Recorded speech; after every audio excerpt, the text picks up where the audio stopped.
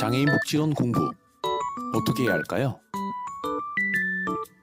장애인 복지론 수업 자료 어디에서 찾을 수 있을까요? 온라인 학습 관리 시스템인 LMS나 유튜브를 통해 쉽게 찾고 이해할 수 있습니다. 장애인을 복지론을 어렵다고 생각하기보다 놀이처럼 생각해 보세요. 좀 더 재밌어질 테니까요. 장애인 복지론 수업 시작해 볼까요? 안녕하세요. 장애인 복지론 14주차 학습 주제는 장애인의 자립생활에 관한 내용입니다. 학습 목표로는 1. 자립생활의 개념을 이해한다. 2. 장애인 자립생활 모델을 이해한다. 3. 장애인 자립생활 서비스를 이해한다. 4.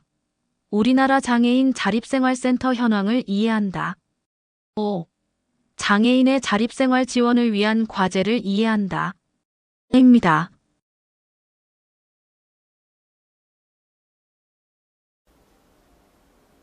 네, 여러분 안녕하십니까. 장애인 복지론 마지막 주차 수업이 되겠습니다.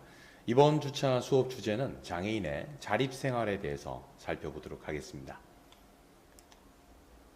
자, 이번 시간에 학습할 주요 내용들은 장애인 자립생활에 대한 개념과 그리고 자립생활 모델, 그리고 자립생활 관련된 서비스, 그리고 우리나라 자립생활센터의 현황, 그리고 우리나라 자립생활 지원을 위한 여러 과제에 대해서 개괄적으로 살펴보도록 하겠습니다. 자, 우선 자립생활이라고 했을 때 자립생활에 대한 의미를 우리가 이해할 필요가 있겠습니다. 사실 우리가 흔히 말하는 자립생활이라고 하는 것은 다른 누군가의 도움 없이 수행할 수 있는 어떤 부분을 얘기하고 있는데요. 장애인 복지 영역에서의 자립생활이라고 하는 것은 다른 누군가의 도움 없이 수행할 수 있는 과제의 양이 얼마만큼 많으냐라고 하는 것이 중요한 것이 아니라 다른 누군가의 도움을 받는다 하더라도 중증장애인, 특히 장애인 당사자가 스스로의 삶을 선택하고 결정하고 그것에 대해서 책임을 지는 것, 이것이 바로 진정한 의미의 장애인 자립생활이라고 할 수가 있겠습니다.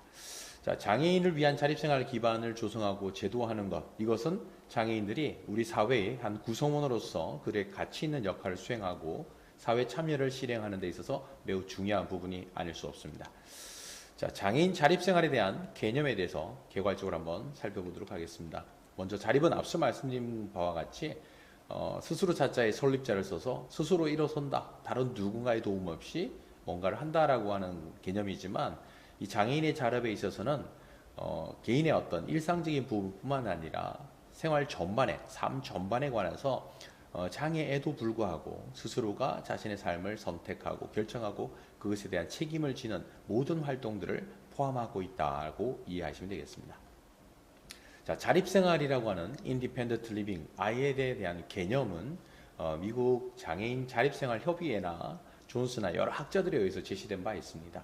우리 화면에 있는 수업 자료에서 나와 있겠지만 자신의 건강관리나 식사 조절이나 취침 시간과 같은 모든 일상의 활동뿐만 아니라 보호자의 결정이나 금전 관리 그리고 거주지의 결정까지 모두 스스로의 선택과 판단에 의해서 의사결정에 참여하는 과정이라고 할 수 있겠습니다.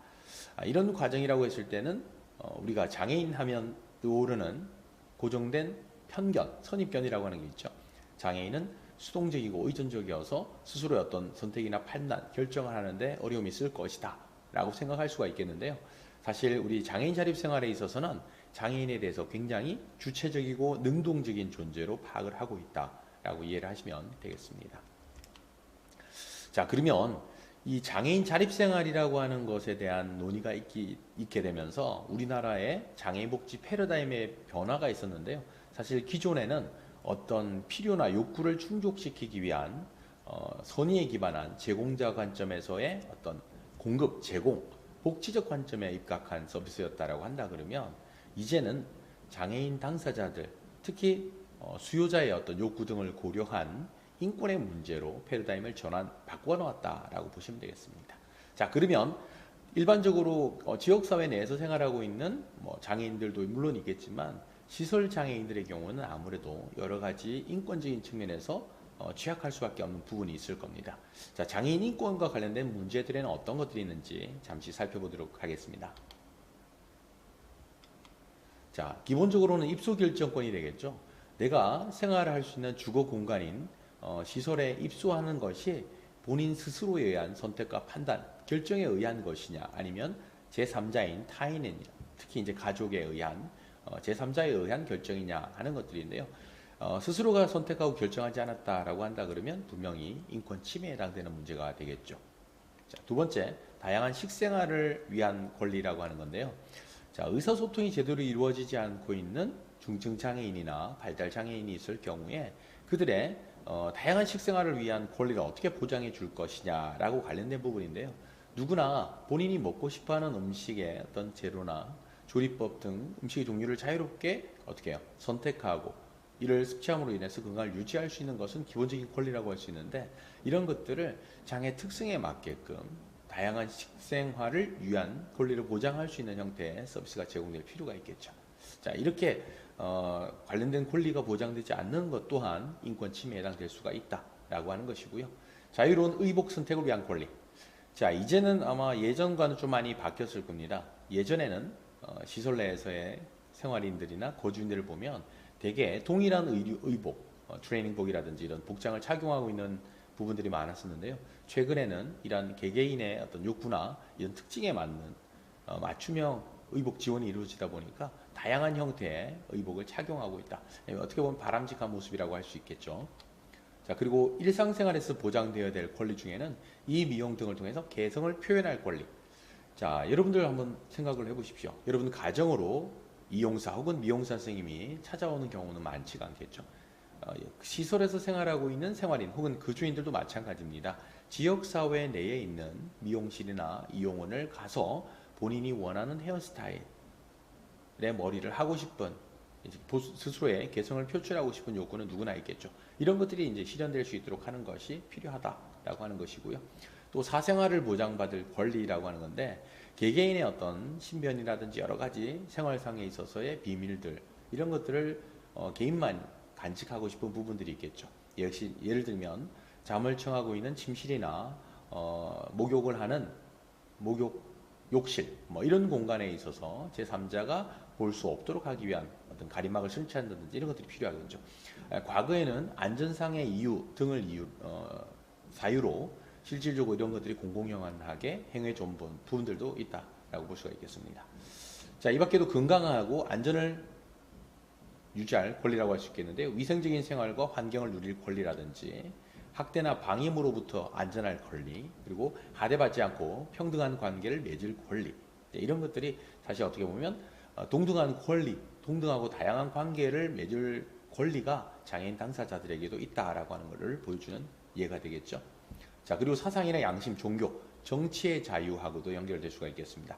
자, 종교의 자유라고 하는 건데요. 실질적으로 장애가 있다는 이유로 개인이 가지고 있는 종교에 대한 자유를 침해받는다. 이것도 문제가 될 수 있겠다라는 것이죠. 자, 교육이나 노동, 경제, 문화, 복지 서비스를 누릴 권리와도 마찬가지인데요. 여러 가지 시설 외부 방문자와 자유롭게 시설 내에서 만날 수도 있고요. 또 시설 외부로 자유롭게 외출을 할 수도 있습니다. 지역사회와 원활한 교류 내지는 지역사회 활동에 참여할 수 있는 권리가 기본적으로 장애 당사자들에게 부여되어 있다라고 하는 점을 기억하시면 되겠습니다. 자, 그리고 강제 노동에 대한 금지나 직업 선택권에 대한 부분인데요. 실제 시설 내에서 생활을 하다 보면 원치 않는 노동 활동에 강제적으로 동원되는 경우들이 예전에는 굉장히 많았죠. 이런 것들이 적정한 임금이 보장되거나 혹은 사전에 당사자의 동의를 얻지 못한 아는 상태에서 이루어지는 노동 활동에 대해서는 금지를 한다라고 하는 것이죠. 자, 그리고 적정 임금을 받을 권리와 적절한 근로 조건을 요구할 권리라고 하는 거죠. 말씀드린 것처럼 누구든지 본인의 의사에 반해서 노동을 강요받아서는 안 된다라고 하는 것이고, 또 본인이 동의해서 노동활동에 참여를 했다면 그에 준하는 적정한 수준의 임금을 받을 권리가 있다라고 하는 것이죠. 자, 그리고 또 하나는 자신의 돈을 사용하고 처분할 권리라고 하는 건데요. 발달장애가 있거나 중증의 장애가 있다고 하더라도 본인의 금전 관리를 할 수 있다라고 하는 것을 전제로 하고 있다라고 보시면 될 것 같아요.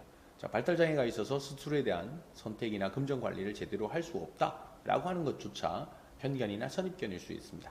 그래서 실질적으로 금전 관리를 어떻게 해야 되는지에 대한 충분한 교육 훈련이 이루어진다면 중증장애인, 특히 발달장애인의 경우에도 충분히 본인 스스로가 금전 관리를 수행할 수 있다라고 보시면 되겠습니다.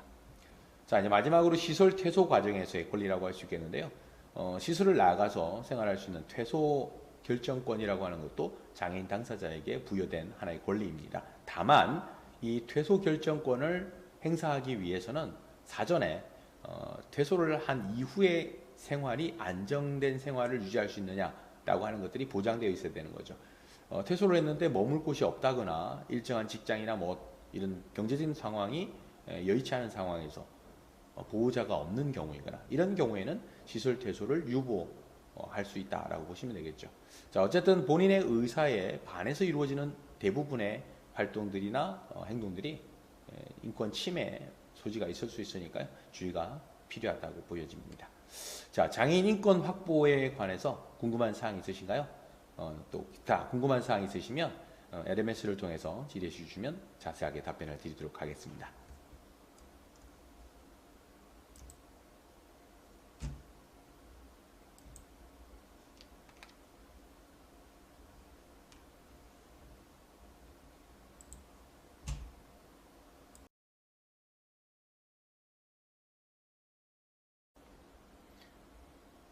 네, 두 번째 주제는 자립생활 모델에 대해서 살펴보도록 하겠습니다.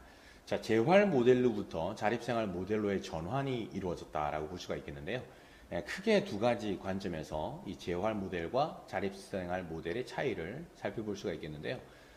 개인과 환경 둘 중에 어디에 주안점을 두고 있느냐라고 하는 것이죠. 이 재활 모델의 경우에는 장애인 당사자의 변화에 초점을 두고 있는 것이고요. 자립생활 모델은 이 장애인 당사자의 자립을 지원하기 위해서 장애인 당사자가 아니라 장애인 당사자를 둘러싸고 있는 외부 환경 체계에 대한 개입을 포함하고 있는 모델이다라고 이해하시면 아마 두 가지 모델을 충분히 이해하지 않을까 싶습니다.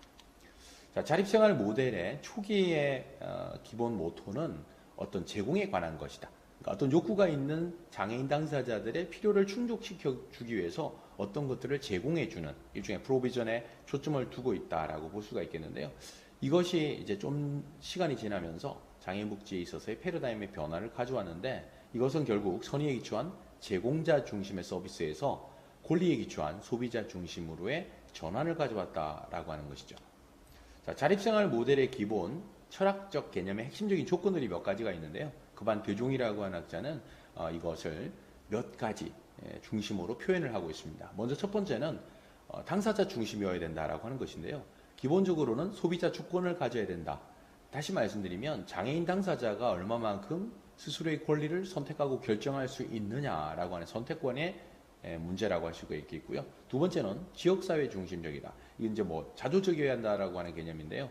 결국 장애인의 자립생활이라고 하는 것도 그 지역사회를 중심으로 해서 이루어져야 된다라고 하는 것이고, 마지막 인권 중심이라고 하는 것은 어쨌든 자립생활을 위해서는 일상생활에서의 동작의 자립이나 경제적 자립이나 직업적 자립이 가능해야 된다라고 하는 걸 전제로 한다 그러면 정치적, 경제적 권리를 가져야 한다라고 하는 철학적 기반을 가지고 있다라고 보시면 되겠습니다. 자, 실제 우리 화면에 보이는 그 내용처럼 실질적으로 장애인의 자립생활에 있어서 무엇보다 중요한 내용을 말씀드리면 다른 누군가의 도움 없이 수행할 수 있는 과제의 양이 얼마만큼 많으냐, 많고 적음의 문제가 아니라 다른 사람의 도움을 받는다 하더라도 스스로 삶을 선택하고 판단하고 결정할 수 있는, 그래서 장애인 당사자의 삶의 질이 향상될 수 있도록 하는 것, 이것이 장애인의 자립생활의 목표다라고 이해를 하시면 되겠습니다. 자, 그러면 이 자립생활 모델에 대해서 학자들은 어떤 관점으로 바라보고 있을까요? 기본적으로는 장애인의 사회통합을 이루기 위한 일종의 운동적 성격, 무브먼트적 성격을 가지고 있다라고 보는 학자들의 입장이고요. 두 번째는 장애인 주간활동 서비스라든지 장애인 활동 지원 서비스라든지 돌봄 서비스와 같은 하나의 서비스 형태로 자립생활 지원 서비스를 이해하는 학자들도 있고, 장애인 복지론 14주차 수업 10초 후에 뵙겠습니다. 장애인의 사회통합이나 평등, 참여 이런 것들을 이루기 위한 여러 가지 프로그램들이 존재했는데요. 이런 프로그램 중에 여러 가지 프로그램을 제공했음에도 불구하고 장애인의 완전한 사회통합이나 참여, 평등을 이루는데 한계가 있었다라고 판단하고 새로운 어떤 형태의 프로그램으로서 제시된 것이 바로 자립생활이라고 보시면 되겠습니다. 자, 자립생활 모델의 대표적인 이야기를 하나 말씀을 좀 드리려고 하는데요. 장애인 자립생활 모델의 출발이라고 하는 것은 미국의 에드 로버츠라고 하는 한 사람의 이야기로부터 시작됩니다. 우리 화면에도 잘 표시를 하고 있지만 에드 로버츠의 삶을 통해 바라본 장애인의 자립과 이 자립 생활에 대한 부분인데요. 실질적으로 철도 노동자 집안의 아들로 태어난 에드 로버츠는 14살이 되던 해에 소아마비를 앓게 됩니다. 자, 소아마비를 앓기 이전까지는 미식축구, 여러분들이 잘 알고 계시는 럭비라고 할 수 있겠죠. 이 미식축구에 쿼터백을 할 정도의 신체가 건강하고 굉장히 운동신경이 남달랐던 아이였습니다. 14살 때 소아마비를 앓게 되면서 폐가 굳어지는 증상으로 인해서 병원 치료를 받게 되죠. 자, 병원 생활을 입원 치료를 받으면서 아이런덩이라고 하는 360kg이 넘는 인공호흡 조절 장치에서 하루에 18시간씩을 생활해야 되는 굉장히 힘겨운 하루하루를 지내게 되는 거죠. 자, 이런 에드 로버츠에게는 앞으로의 삶이라고 하는 것은 굉장히 희망보다는 절망이 더 앞섰을 것으로 예상됩니다. 삶과 죽음의 기로에 서 있던 이 에드 로버츠는 다행스럽게도 병원에서의 어떤 입원 치료가 잘 마무리되면서 집으로 돌아오게 되는데요. 자, 집에서 이제 학교를 복학하기 위한 여러 가지 준비를 하고 있습니다. 하지만 퇴원 이후에 바로 학교에 복학은 못했고요. 집에서 기본적인 아이런덩에서 인공호흡 조절 장치를 통해서 삶을 연명해 가는 과정에서 유선 전화를 통해서 학교의 반 친구들과 선생님들과 소통하고 교류하면서 학업을 계속 이어가죠. 자, 그러던 중에 휠체어를 타고 드디어 학교에 입성하게 됩니다. 복학이라는 개념이죠. 자, 복학을 했을 때 본인의 회고록에서 이렇게 전하고 있습니다. 본인이 엘비스 프레슬리와 같은 유명인이 된 것 같다라고 하는 생각이 들면서 본인의 인식의 어떤 전환이 바로 이루어졌다라고 보시는 거죠. 왜냐하면 실질적으로 그 이전까지는 중증장애로 인해서 내가 무엇을 할 수 있을 것인가 라고 하는 것에 의문을 갖고 있던 에드 로버츠는 이런 광경에 스스로가 내가 공부를 해서 뭔가를 이룰 수 있는 사람이 되어야겠다라고 생각을 한 계기가 되었다는 거죠. 자, 그런데 첫 번째 난관이 봉착하게 됩니다. 그 얘기는 뭐냐면 이제 고등학교를 졸업하기 위해서는 필요한 이수 교과가 있는데요. 뭐 체육 교과라든지 운전 교과라든지 이런 교과들이 있는데 이런 교과는 중증 장애를 갖고 있는 에드 로버츠는 사실은 해결하기 어려운 난관이 될 수가 있겠죠. 자, 어머니께서 학교를 찾아서 선생님들과의 대화를 통해서 이런 문제들을 해결을 하게 되고요. 또 지역에 있는 이제 대학으로 진학을 하게 됩니다. 자, 지역 대학인 샌마토우 대학에 입학을 해서 고등학교 때 친구들의 도움을 받아서 학교 생활을 나름 무난히 지내게 됩니다. 여기에서 또 한번 인생의 좋은 스승을 만나게 됩니다. 진 워스라고 하는 좋은 스승을 만나고요. 이 지도 교수를 통해서 당초 본인이 진학하려고 했던 UCLA가 아니라 UC 버클리 대학, 정치학으로 유명한 UC 버클리 대학에 진학을 하게 됩니다. 자, 이런 과정에서도 버클리 대학에서는 장애를 이유로 에드 로버츠를 수용하지를 않습니다. 초기에는. 자, 이때 이 샌마토우 대학에 있는 교직원들과 진 워스 교수님의 도움으로 지역 언론을 활용해서 버클리 대학의 총장이 중증장애인인 에드 로버츠의 입학을 허용하게 만드는 과정, 되게 의미 있는 과정이 아닌가 싶습니다.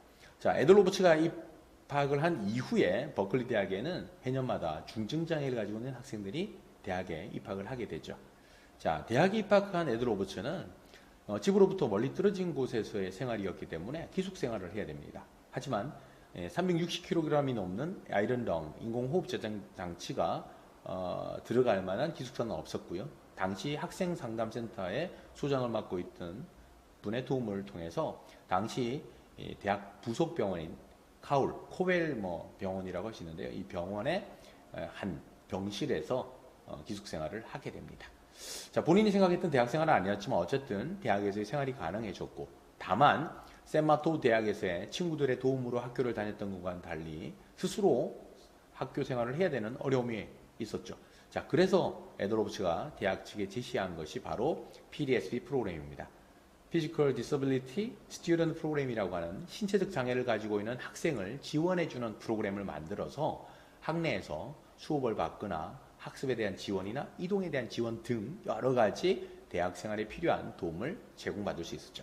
자, 이렇게 대학 생활을 나름 아름답게 평화롭게 잘 마무리해 가던 차제에 이 에드 로버츠가 고민했던 부분은 이제 대학을 졸업하고 나서 사회로 진출했을 때에 부딪히게 되는 부분들에 대해서 고민을 하기 시작한 거죠. 자, 대학원이라고 하는 것은 내가 등록금을 내고 다니는 곳이기 때문에 어느 정도의 지원을 받을 수 있는 구조가 마련되어 있다라고 한다면 사회는 이제 스스로 뭔가를 개척해 나가야 되는 상황이었죠.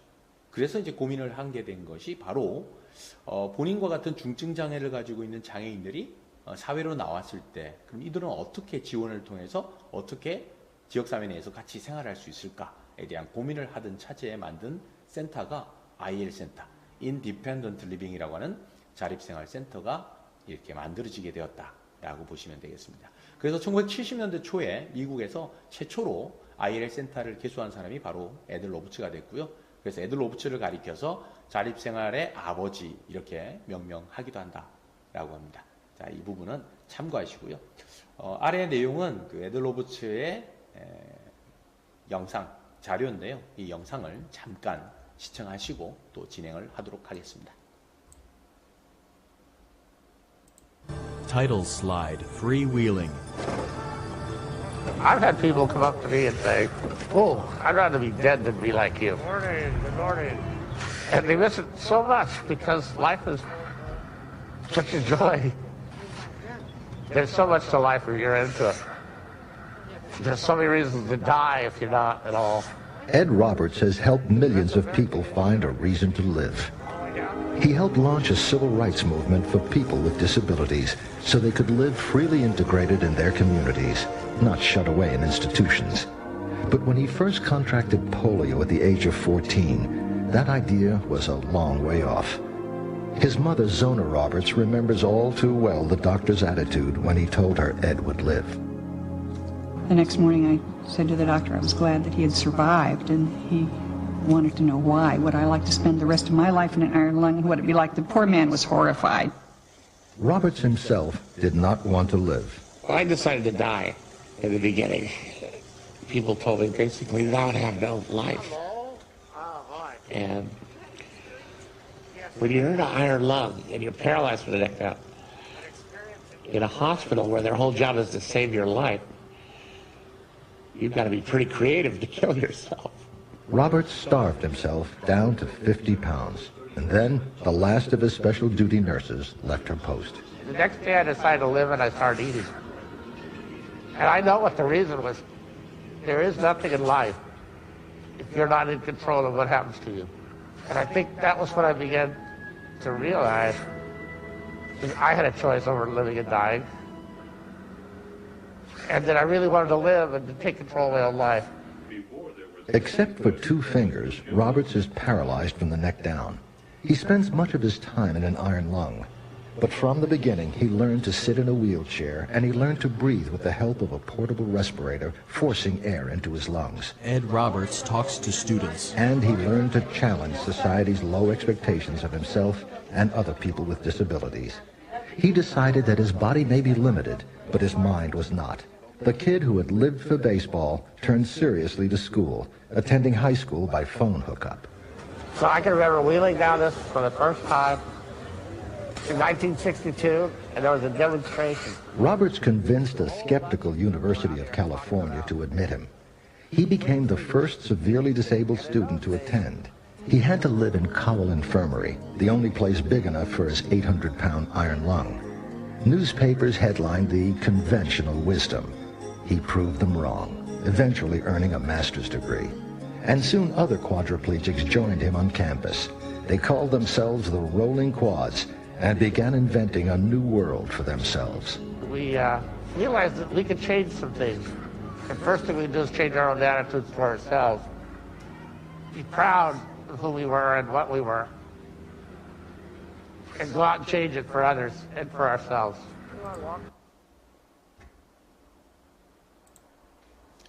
자, 사실 우리가 에드 로버츠의 영상에서도 알 수 있겠지만 어떤 누군가가 희생적으로 이런 액션, 행동을 취하지 않았다면 사실 중증 장애인들의 대학 진학은 꿈도 꾸기 어려운 상황이었다. 그리고 지역사회 내에서 다양한 비장애들과 함께 살아갈 수 있는 IL 센터가 만들어지지도 않았을 것이다 라고 볼 수가 있겠죠. 자, 어떤 누군가의 생각, 관점 이런 것들이 결국 큰 변화를 가져왔다는 것, 이것이 우리가 장애인에 대한 인식을 좀 바로잡아야 하는 이유이기도 하다라고 할 수 있겠습니다. 자, 장애인 자립생활 모델에 관해서 궁금한 사항이 있으시면 LMS를 통해서 질문해 주시면 자세하게 답변 드리도록 하겠습니다.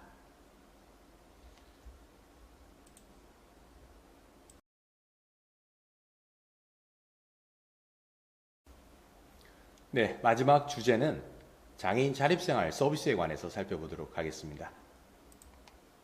자, 자립생활 서비스라고 할 수 있는 부분들은요, 실질적으로 장애인들의 지역사회 통합을 위해서 아주 필요한 서비스 중에 하나라고 할 수가 있겠는데요. 자, 자립생활 서비스에는 크게 기본 사업과 선택 사업으로 구분이 될 수가 있겠는데요. 기본 사업으로는 장애인 당사자들에게 자립에 필요한 여러 가지 정보를 제공하거나 지역에 있는 다양한 기관에 의뢰하는 것들, 그리고 권익을 옹호해 주거나 유사한 장애를 가지고 있으면서 자립생활에 성공한 사람들로부터의 어떤 상담, 일종의 동료 상담이라고 할 수 있겠죠. 그리고 일상생활이나 여러 신변 처리에 필요한 자립생활 기술 훈련, 이런 것들은 장애인 자립생활 서비스의 기본 사업 중에 하나다라고 보시면 되겠고요. 선택적으로 이루어지는 활동들은 개별적으로 자립 지원 계획을 수립해서 지원한다거나 장애인 활동 지원 서비스를 제공한다거나 혹은 거주시설의 장애인들의 타일시설 자립 지원을 한다거나 주거 서비스를 지원하거나 이동 서비스, 보조기기를 관리, 수리, 임대해주는 이런 다양한 것들은 선택 사업에 포함될 내용들이다라고 보시면 되겠습니다. 자, 우리나라의 자립생활센터는 사실 2000년대에 접어들면서, 사실 어떻게 보면 미국의 경우는 70년대 자립생활센터가 처음 개소를 했고, 우리나라의 경우는 97년 서울에서 이 일본의 자립생활 운동 모델이 소개되면서 2000년부터 이제 시작되었다라고 볼 수가 있겠는데요. 우리 수업 자료에서도 나와 있는 것처럼 2000년에 서울에 있는 동대문구 피노키오 자립생활센터와 광주에 있는 우리 장애인 자립생활센터가 개소되면서 우리나라에서 이 장애인 자립생활 모델이 출발을 했다. 그러니까 2000년에 시작을 했으니까 한 25년 정도 지금 맞이하고 있다라고 보시면 되겠고요. 현재 전국에 약 한 300여 개소로 양적인 증가를 가져왔다라고 보시면 되겠고요. 실질적으로 과거에는 예산 지원 없이 운영되는 시설들이 굉장히 많았고, 실질적으로 이런 장애인 자립생활센터가 보조금을 받기 시작한 것도 얼마 되지 않았다라고 보시면 되고요. 그럼에도 불구하고 운영이 이루어질 수 있었던 것은 좀 전에 말씀드렸던 선택 사업 중에서 활동 지원 서비스를 통해서, 이 바우처 사업을 통해서 센터 운영에 필요한 경비를 마련을 했다라고 이해를 하시면 되겠습니다. 장애인 자립생활센터 운영 현황에 대한 연구 내용인데요. 초기에 장애인 자립생활센터가 만들어서 운영되는 중간 단계, 한 2010년 정도에 보고된 연구 자료입니다. 내용은 참고하시면 되겠고요. 장애인 자립생활센터의 법적 근거는 이 장애인복지법에 관련된 근거가 마련되어 있고, 또 최근에 개정된 법률에서는 장애인복지 시설의 유형에 장애인 자립생활 지원 시설에 대한 내용이 추가되었다라고 보시면 되겠고요. 더욱이 장애인 자립생활에 대한 지원에 더 많은 관심을 가지고 있다라고 보시면 되겠고요. 이 장애인 자립생활 지원에 있어서 또 무엇보다 중요한 것 중에 하나가 바로 장애인 활동 지원 서비스라고 할 수가 있겠는데요. 관련된 서비스는 이 ableservice.or.kr 장애인 활동 지원 홈페이지를 통해서 관련된 내용들을 참고하시면 되겠습니다. 자, 마지막으로 이 장애인의 자립생활 지원을 위한 과제라고 할 수가 있겠는데요. 무엇보다 중요한 것은 이 자립생활을 위해서는 장애인 당사자가 스스로 선택하고 판단하고 결정할 수 있는 주체적이고 능동적인 자세를 가지고 적극적으로 삶의 변화를 위한 노력에 참여를 해야 된다라고 하는 것이고요. 장애인 당사자의 노력과 더불어서 우리 지역사회가, 그리고 전체 정부가, 국가가 나서서 이 장애인 자립생활을 지원하기 위한 물리적 환경인 편의시설 설치라든지 이런 인프라를 구성하는 것도 필요하고요. 또 다수의 비장애인들의 장애인을 바라보는 불편한 시선, 고정관념이나 편견들을 깨고 좀 더 건강한 시선을 가지고 장애인들을 바라볼 수 있는 분위기가 조성되는 것이 무엇보다 필요하겠죠. 물론 여기에 더해서 실제 학자들의 이 장애인 자립생활이 좀 더 활성화될 수 있도록 하기 위한 다양한 연구활동이나 홍보 활동들 이런 것들이 지원되면 더 좋은 결과를 만들어낼 수 있겠고요. 국가나 지방자치단체는 장애인 자립생활센터 운영에 좀 더 효율성을 기하기 위한 효과성을 기대하기 위해서 다양한 재정 지원 활동도 확대해 나갈 필요가 있겠습니다. 자, 이제는 장애인 자립생활센터가 양적인 증가를 가져왔다라고 한다 그러면 이제는 질적인 측면에서의 개선을 통해서 좀 더 지역사회 중증 장애인들의 자립생활 지원에 중추적인 역할을 할 수 있는 기관으로서 역할을 수행하기를 기대해 봅니다. 자, 지금까지 우리가 장애인의 자립생활에 대해서 살펴봤습니다. 자, 기타 궁금한 사항 있으시면 LMS를 통해서 질의해 주시면 감사하겠습니다. 장애인 복지론 14주차에는 1. 자립생활의 개념 2. 장애인 자립생활 모델 3. 장애인 자립생활 서비스 및 우리나라 장애인 자립생활센터 현황 4. 장애인의 자립생활 지원을 위한 과제에 대해 살펴보았습니다. 다음 시간에는 장애인 복지론 총정리와 장애인 복지론 학업 성취도 평가가 진행됩니다.